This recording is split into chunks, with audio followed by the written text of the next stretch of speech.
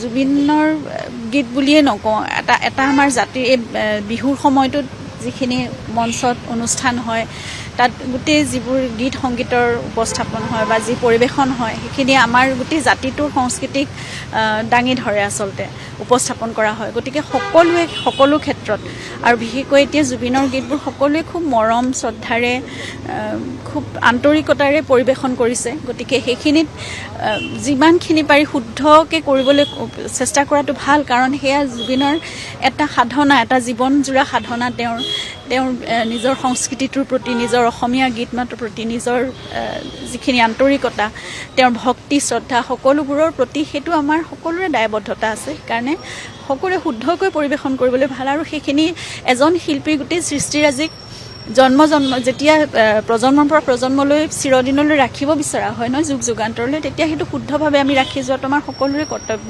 গতিকে জুবিনেও আগতে যেতিয়া আমাৰ জ্যেষ্ঠসকলৰ গীতবোৰ পৰিৱেশন কৰিছিলে তেতিয়া যিমান পাৰি শুদ্ধকৈ শুনি তেনেদৰে পৰিৱেশন কৰিবলৈ তেওঁ চেষ্টা কৰিছিলে। সেইকাৰণে সেই দায়বদ্ধতাটো আমাৰ সকলোৱে, নতুন প্ৰজন্মৰ সকলোৱে ৰখা উচিত।